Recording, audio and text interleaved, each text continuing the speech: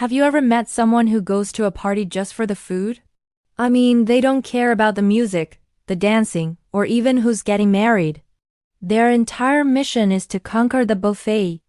Well, let me tell you the story of Madam Jojo, a woman whose appetite was as legendary as her laughter. Madam Jojo was a force of nature.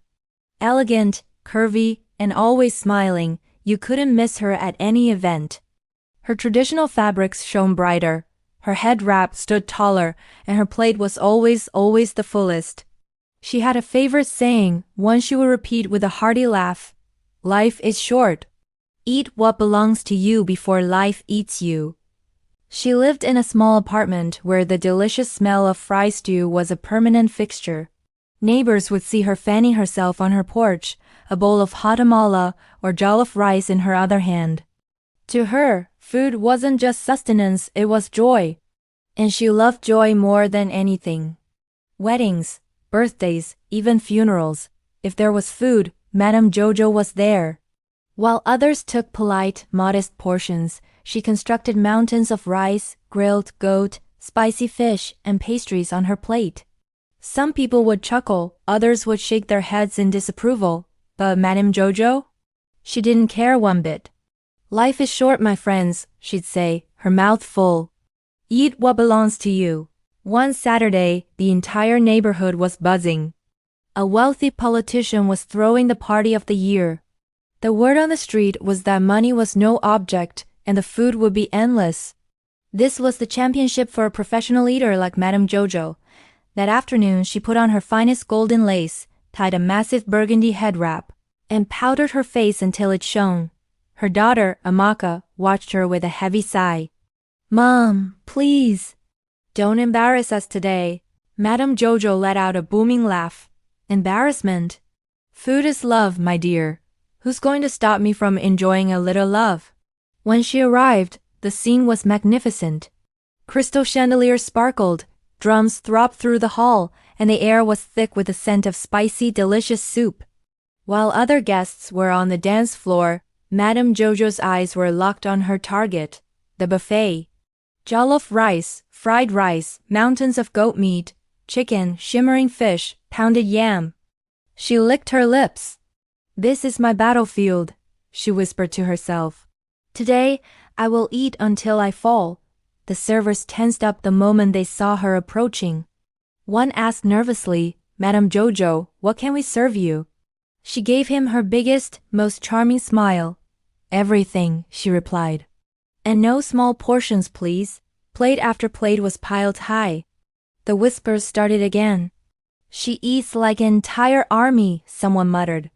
One day, that food will deal with her, another added. But Madam Jojo was in her own world, a world of pure bliss. She ate with gusto, grease shining on her lips, a drop of soup on her chin. Then, she saw it. At the very end of the long buffet table, there was a special covered calabash set apart from the rest. It wasn't for the guests. Inside was a sacred meal, prepared for a spiritual ritual meant to provide protection.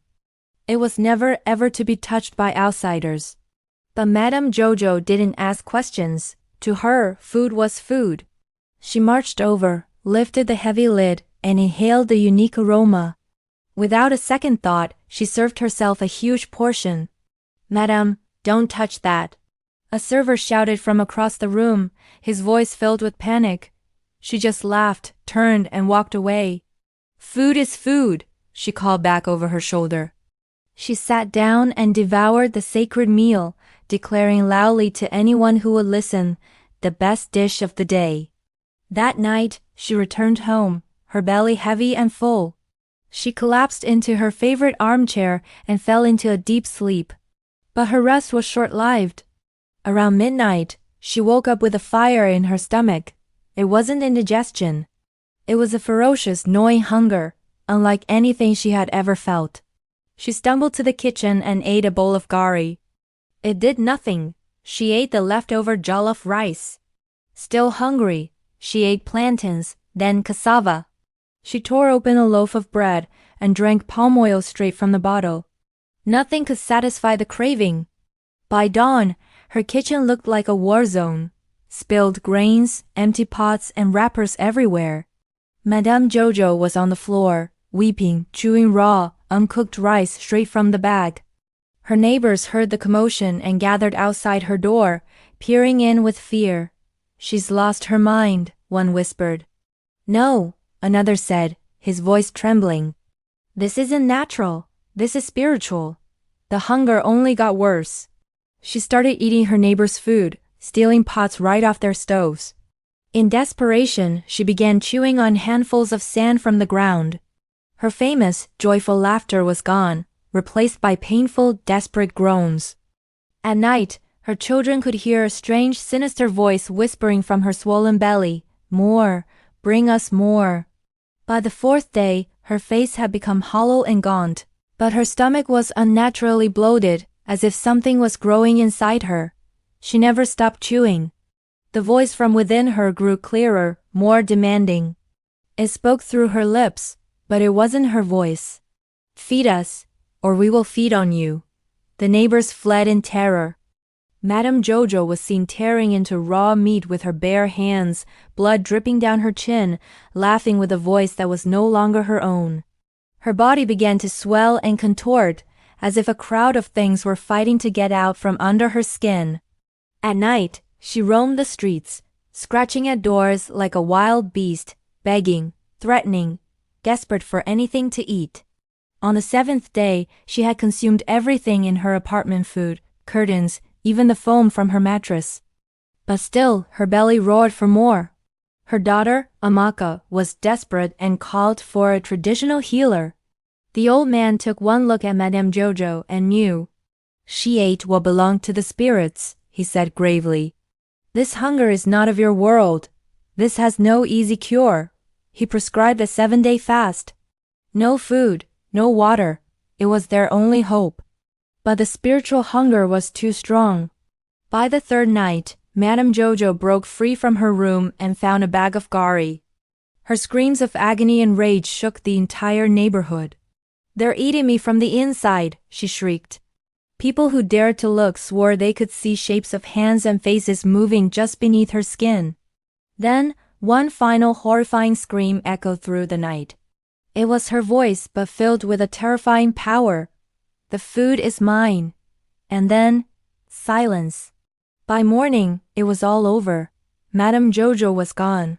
Her body lay still, her insatiable hunger finally quiet. The neighbors gathered, shaking their heads in sadness and fear. "Greed has no cure," one woman said softly. "Gluttony is a fire," whispered another. "The more you feed it, the more it destroys." The lesson of Madame Jojo's story is a powerful one. Not everything that looks sweet is meant for you. Self-control isn't a punishment, it's a form of protection. Because when desire has no limits, it eventually consumes its owner. Thank you for watching. If this story made you think, please like and subscribe for more tales from around the world. Stay safe and be mindful.